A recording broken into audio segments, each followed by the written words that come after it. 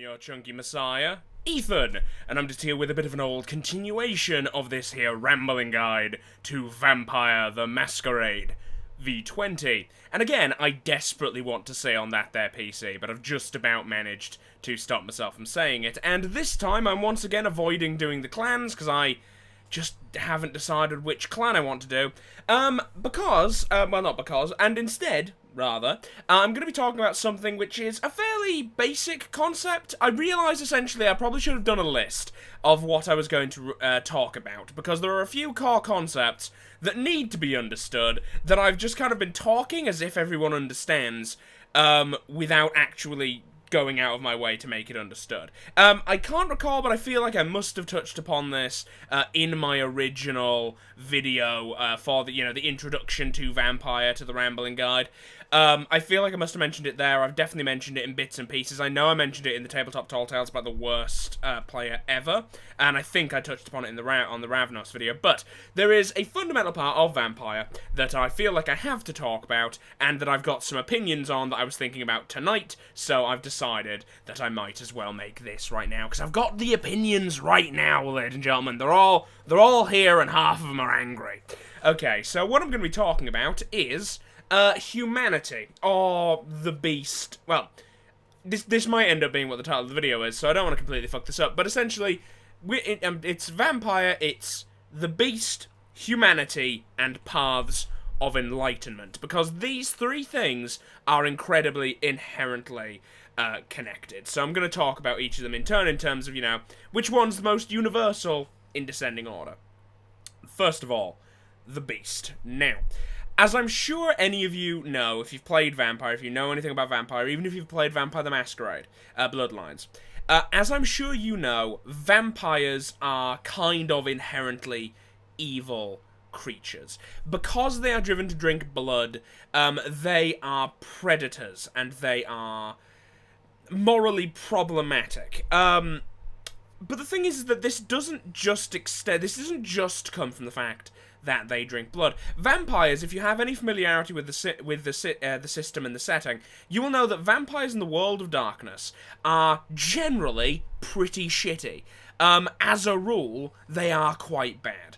And that's not just from blood drinking. A degree of it could be explained from blood drinking.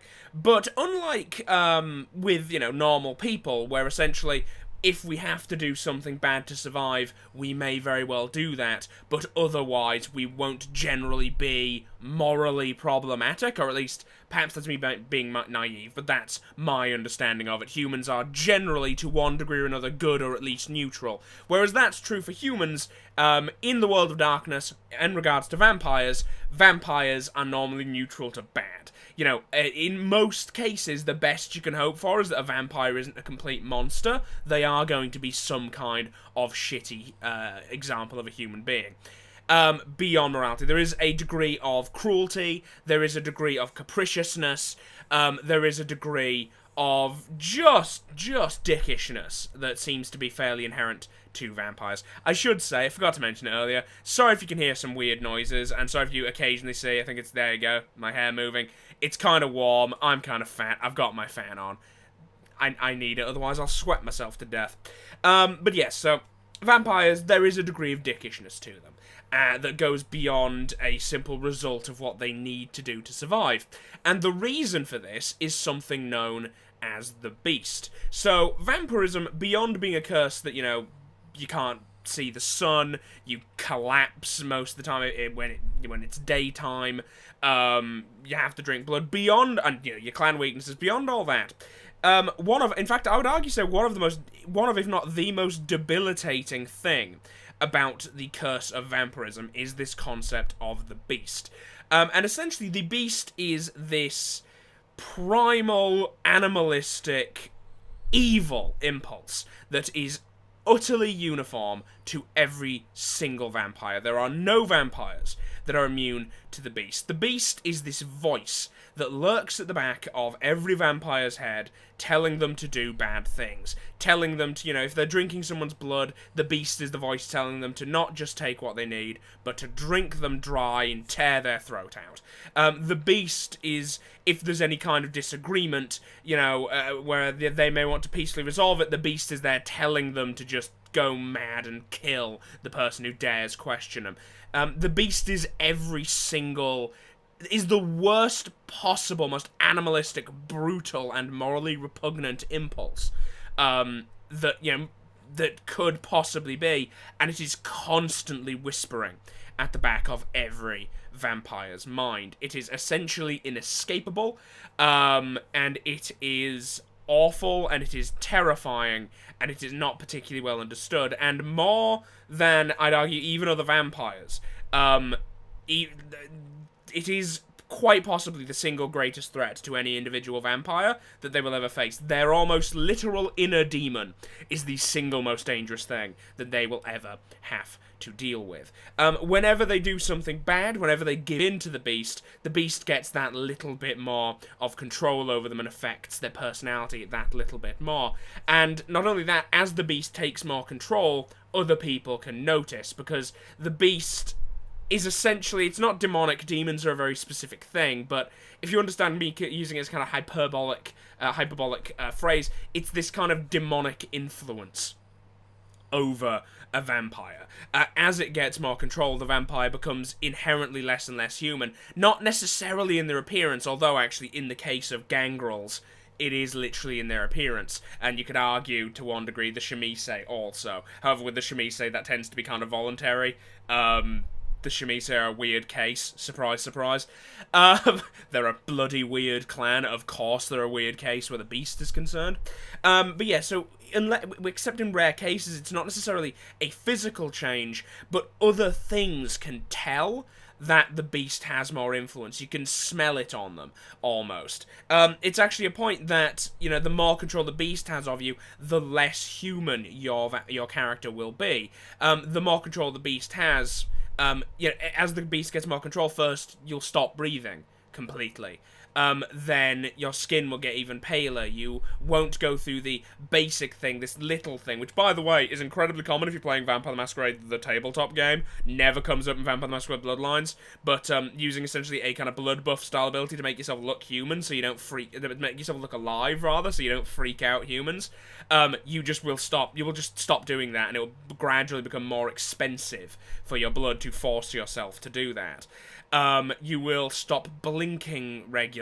You'll stop moving like a normal person. You'll just essentially degrade into this increasingly alien and feral creature until eventually the beast takes total control and you are nothing but a pile of cruelty and instincts that is not really capable of any kind of thought. Now, in Vampire the Masquerade Bloodlines, you almost exclusively see the beast when you are essentially incredibly low on blood and you frenzy. Frenzying is essentially, temporarily, the beast taking complete control of your character's body and doing with it whatever it wishes, which, because the beast is, as the name implies, completely animalistic and incredibly simple in terms of its goals, is essentially it just becomes violent and desperately wants to feed.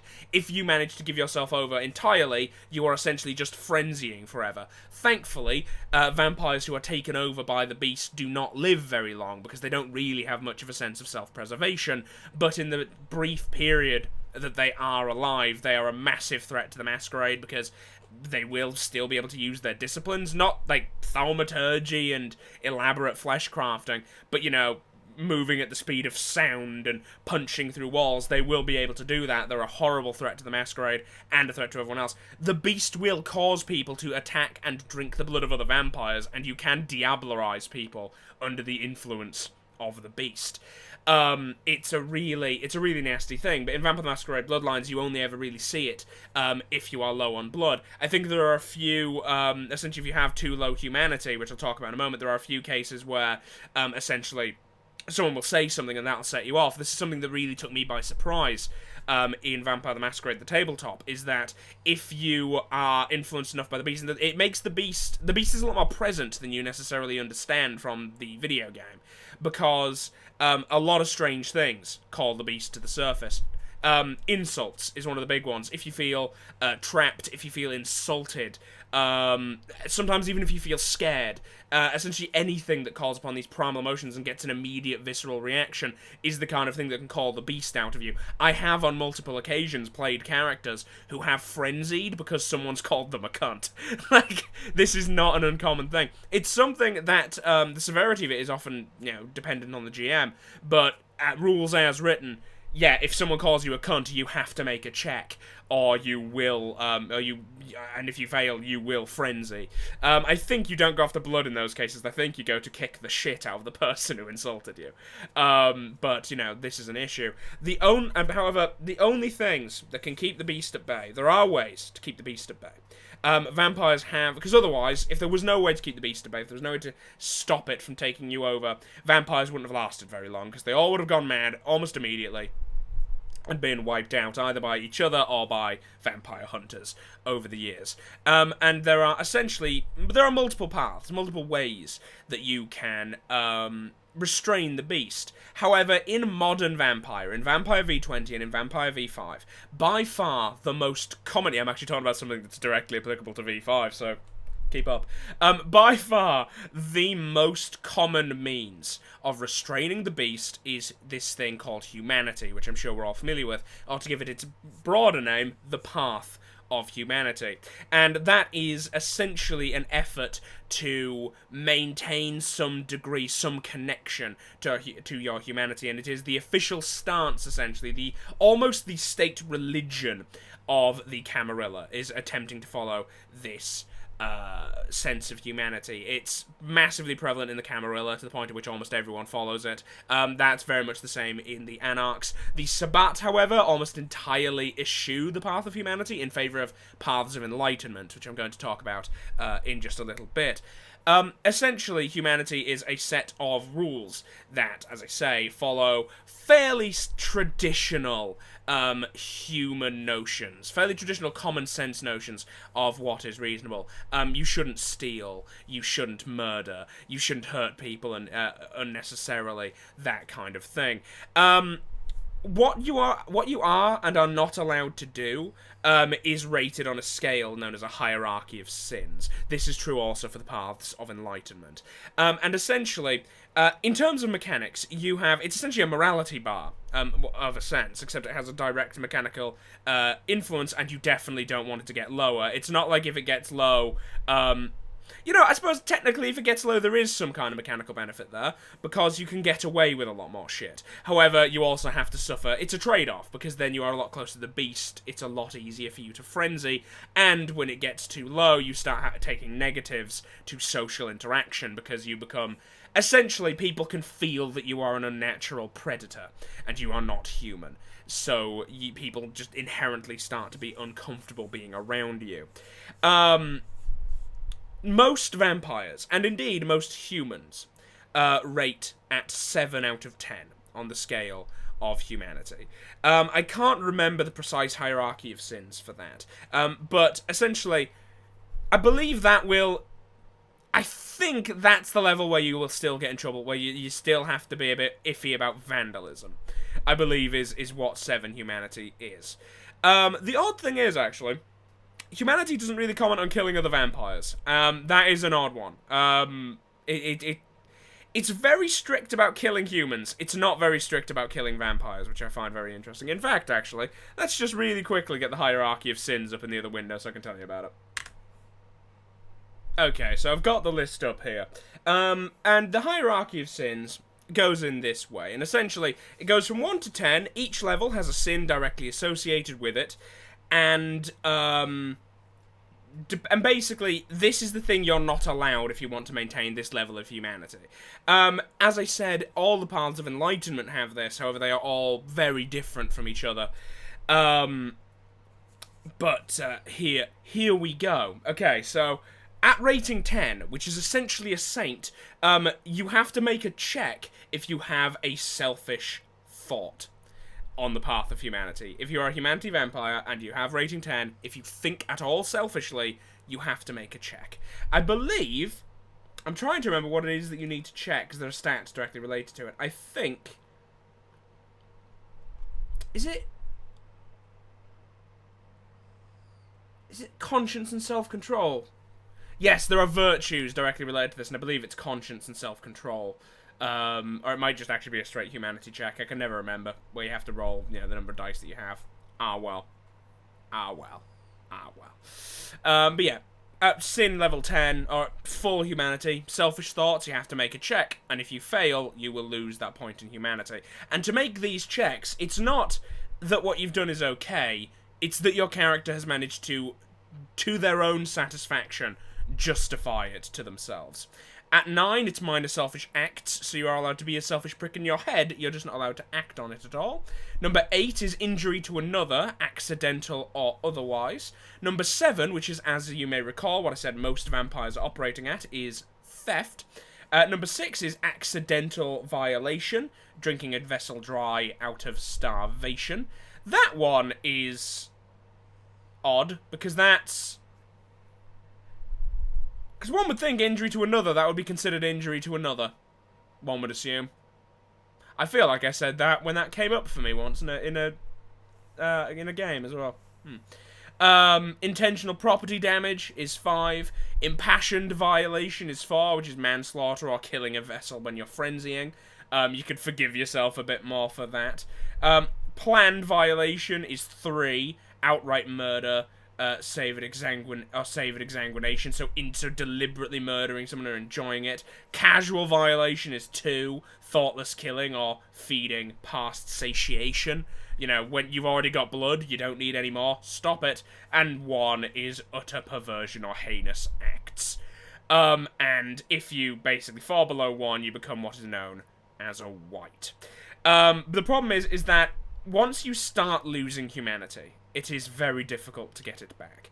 Mechanically, that's because you essentially have to both, in-universe, justify having that humanity. You have to justify earning that back. And you then have to spend a quite large wad of experience to buy the point back. Vampires are essentially constantly struggling with the beast. And this gradual slide, this gradual degradation of their humanity is the key factor, the key visual of that. There is a reason that the older vampires get, the crueler and the colder and the more distant they become. Because, essentially, fighting the beast is a losing battle. You are going to lose eventually. You are either going to die, or the beast is going to take over. These are the two truths of being a vampire in the world of darkness. You are just attempting to buy time. You're essentially attempting to buy time either from someone killing you or from the beast taking you over. You are living on borrowed time. And it is a vital part of the game. And it's something that I think a lot of GMs need to pay attention to. Now, humanity is something that is often overlooked because, to the point at which, a lot of the games I played, I started keeping track of what the humanity was. I essentially always had on my phone, or, just whatever, written down near me, something, printed out on a piece of paper, whatever, the sins of humanity. Because one of the problems you run into a lot in games is essentially people forgetting, especially because a lot of people, and this is just true, who, at least a lot of the people I've played Vampire with, are most familiar with the version of humanity that is present in the game. Which is essentially one that is a lot more forgiving than that which is in the tabletop RPG. The video game's humanity, that is a lot more forgiving than the tabletop RPG. So that's an issue that can happen at times. People just don't really take it into account. There is, however, as I mentioned, an alternative to humanity. And those are the paths of enlightenment, or as they were known in the past, roads. Now, the paths of enlightenment are in the modern knights things which only really some anarchs, independents, and the Sabbat as a whole actually ascribes to. They are essentially alternate philosophies, and there are So many of them. They operate on different rules, and in many cases they use the other virtues of, I believe it's conviction. I can't remember, hang on, I literally just read it on the website. It's conviction and instinct instead of self-control and conscience. Some of them have a mix where there'll be self-control and instinct or whatever, where they will be, because it's essentially, you can have one or the other. And some of the paths mix them up. But they essentially follow an alternate set of rules. It's kind of impossible to go over them all because they are myriad and they are incredibly different. You have some which are outright evil, such as, if I can get the list of them up here, the Path of the Beast, the Path of a Saku, there's other ones. There's the Path of Power and the Inner Voice is quite a nasty one. The Path of Paradox, which absolutely sucks. The Path of the Hive, which is the Barley path of Enlightenment, which is and they are literally villain demon worshippers. That's all they are. You can get all sorts of things. You can, however, get other ones that are a bit more reasonable. The Path of Harmony, arguably the Path of Lilith. Actually, it just occurred to me, I just assumed that from the name, the Path of Harmony could actually be absolutely terrible. Who uses it? Within the Sabbat, practiced by the Gangrel, Nosferatu, and Bruja. That's not that bad.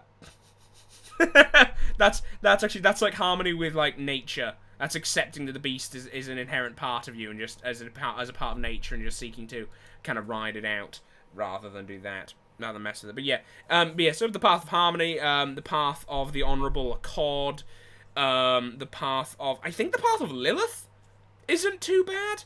And then you also get stuff such as, I can't remember the name of it, but the path that player in the worst player I've ever dealt with was on, this kind of religious path.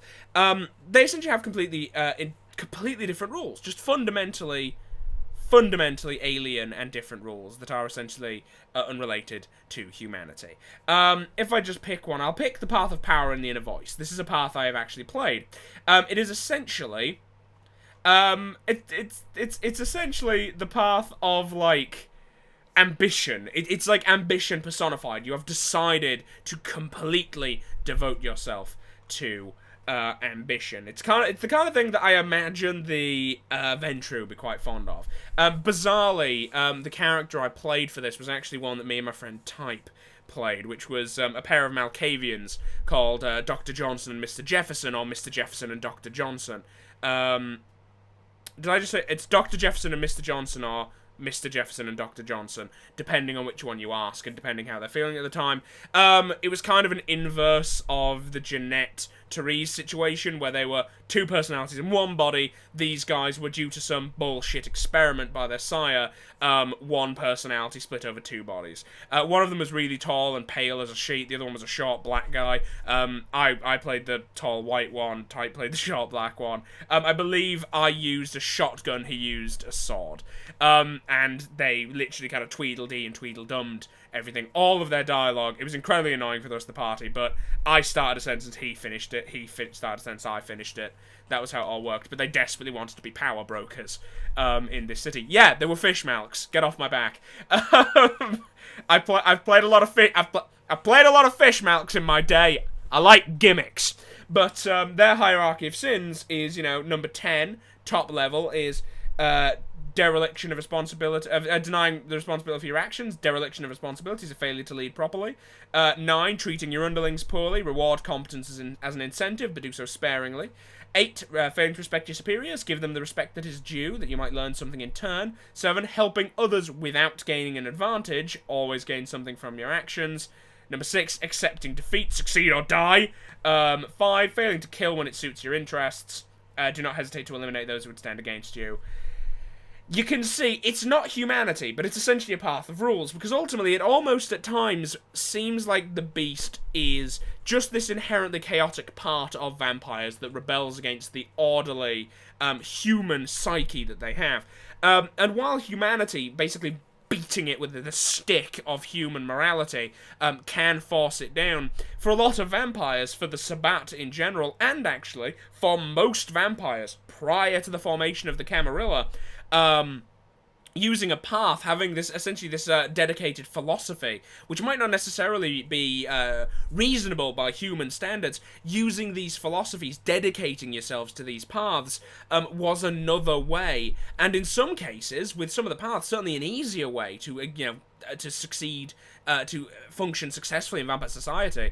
It was a good and in some places easy way to leash the beast, even though it meant that you had still abandoned your fundamental humanity. Vampires who are on paths tend to have a lot of the same alienating features to them that vampires with low humanity do.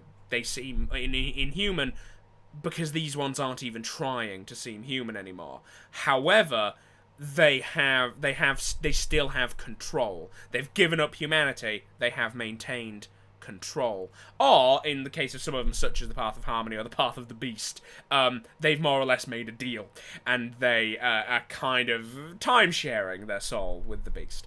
Now, the problem with Paths of Humanity, and I am not the only person who thinks this, a lot of people think this, is that they are incredibly easy to abuse.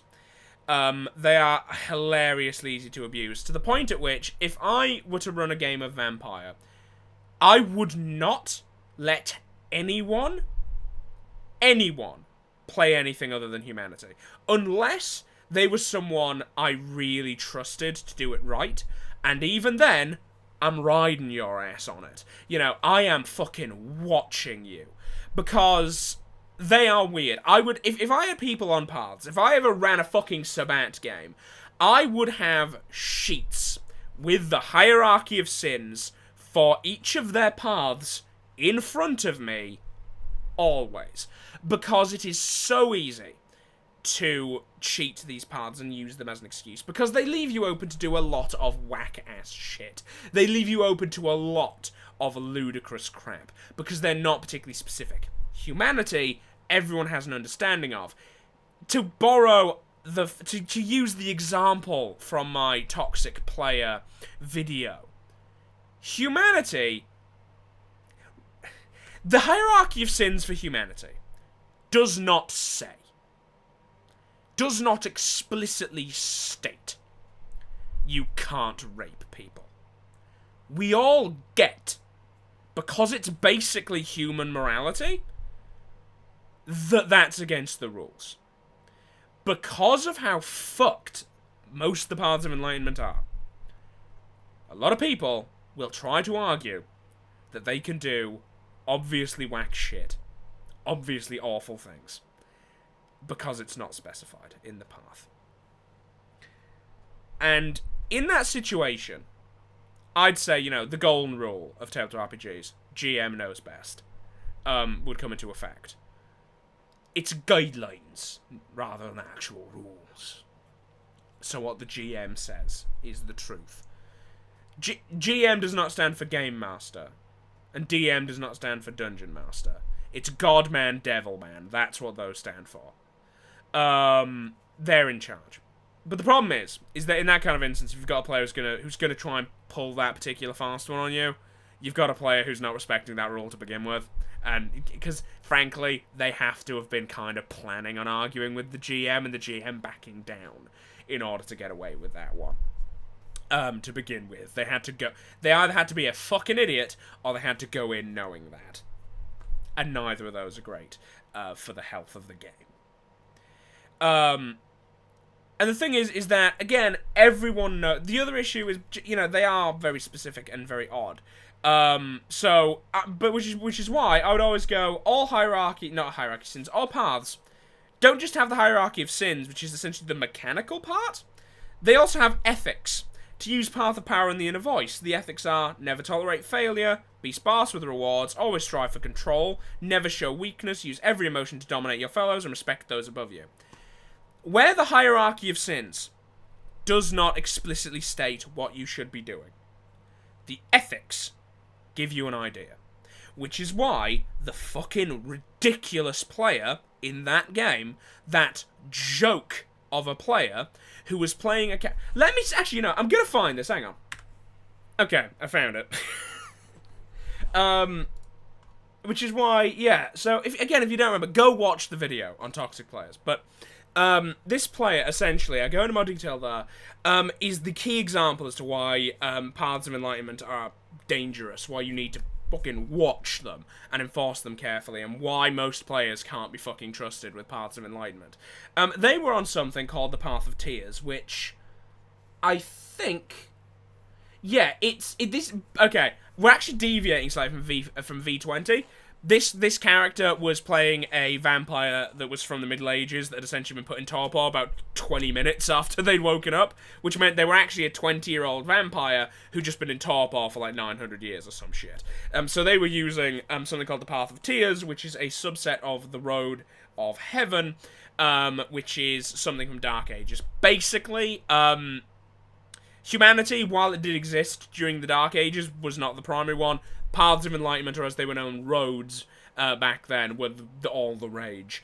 This character was playing the Path of Tears, whose adherents are called the Martyrs. And they literally date raped a character, a human, at one stage, and then refused to acknowledge they did that, and got offended at us for pointing that out. And I'm literally talking, they were a Ventru who used Dominate to force a human to sleep with them. That's rape or date rape, depending on how you look at it. It's non-consensual sex, regardless. The NPC was traumatized, because of course they were. They also, randomly attacked vampires all the time for no reason. Regularly, I'm talking just like, you didn't basically grovel in front of me. Torpor. Multiple times. On multiple occasions, threatened members of the party just because we wouldn't immediately do what they said. Regularly menaced humans. Just was generally just killed things at random. Was just generally an incredibly violent, threatening, like, rapist bully. That was what this character was. While on the Path of Tears, Road of Heaven, martyr, this character. And again, the ethics, it is the duty of the martyr to suffer that others might not. The tide of corruption brought forth by demons and other Canaanites must be stemmed. That's kind of the gimmick of this specific path of the Road of Heaven. They are demon hunters. Aid must be offered to those in pain, and protection to those who suffer evil's scourge. They are protectors. They are essentially lawful good paladins, is what the idea of this is. And the hierarchy of sins, I'll go through it there. Neglecting your duty in any way is 10. Showing cowardice in the face of evil is 9. Acting out of pride or some other sinful impulse is 8. Theft, robbery, willful vandalism is 7. Causing harm to a pious and virtuous person, feeding from an innocent without permission is 5. Blasphemous or heretical acts is 4. Allowing a crime or major sin to go unpunished is 3. The murder of innocence is 2. Aiding a demon or other agent of evil is 1. This character tried to get away with spending the entire game at 7, despite stealing things regularly, literally raping a character, and bullying people. And their argument was, whenever they stole something, they said they're a vampire, they're definitely evil. It's not how the path works. But they would basically browbeat the GM until he let them roll, rather than just like telling them no, that's not an excuse, which the GM did to me multiple times, which was valid. I was playing a burglar. I had to make a lot of rolls. I had to make a lot of rolls because I was literally a career criminal in that game. But yeah, causing harm to a pious and virtuous person, number 6. They justified that by basically saying, well, this person's committed a sin, so it doesn't count. It's not what that's for. That's basically, if they're not a murderer, you can't hurt them. If you don't have proof that they've done something wrong, you're not supposed to hurt them. And yet, torpor, threaten, was all that character did the entire game. Blasphemous or heretical acts, at one point, allowing a crime or major sin to go unpunished, and allowing the murder of innocents, on multiple occasions, literally allowed monsters to just get out because they were because they felt like it, and at one point had basically decided that if their sire, if the Ventru in general decided to go to war with the Tremere unprovoked, they would do it, and also were actively spoiling, we're actively trying to get the Ventry to go to war with the Tremere for purely personal reasons, and they never actually attempted to justify the Tremere being evil at all. It was purely just because they were mad that the Tremere were angry at them because they torpored two of the members of that clan at random for no reason other than they were a bit rude. Actually, one of them was a bit rude, the other one was just there. You know, this is the problem, and their justification for this would always be incredibly weak, because it would either be, it doesn't explicitly say that I'm not allowed to do it in the Hierarchy of Sins, or it would just be because of the way the Hierarchy of Sins is worded, it's incredibly vague. I think that you can get some really interesting play out of the Paths of Enlightenment, but they're an incredibly dangerous, and I think they're a very interesting thing to look at in the lore. Essentially, most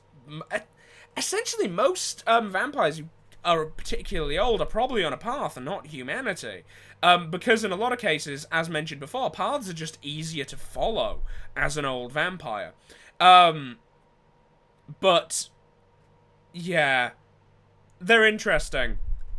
They're also incredibly easy to abuse. So basically, if you're a player, don't play a path. Please, just play humanity. And if you're a DM or a GM or a storyteller, don't let people play paths. And if you're going to let them play paths, have the Hierarchy of Sins and Ethics printed out in front of you. Make sure you can refer to them directly and hold your players accountable.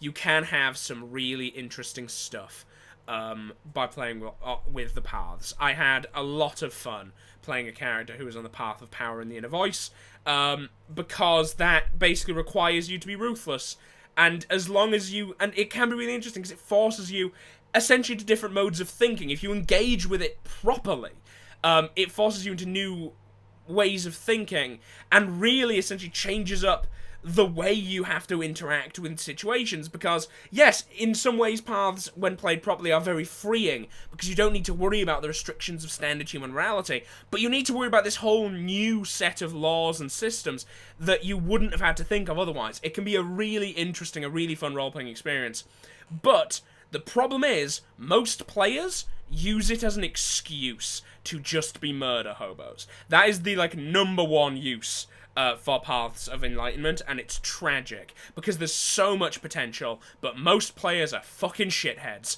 who use it to be a murder hobo and do whatever the fuck they want. For a lot of people, Paths of Enlightenment in Vampire the Masquerade are this game's version of fucking Chaotic Neutral. And here's the thing. If you don't know, Chaotic Neutral is shit. No one should be playing Chaotic Neutral in D&D. No one should be playing a Path of Enlightenment in Vampire, unless you've got a damn fucking good reason and unless you trust them. Chaotic Neutral can be played interestingly if you trust them. Same with Evil Alignments in D&D. Can be played interestingly if you trust the player. Paths of Enlightenment can be done well if you trust the player and if the DM keeps it on top of it. Otherwise, it's just gonna basically, letting people play Paths of Humanity, Paths of Enlightenment, is just going to leave you with a bunch of murder hobos in the party. Okay, how long is the video? About 40 minutes. Good.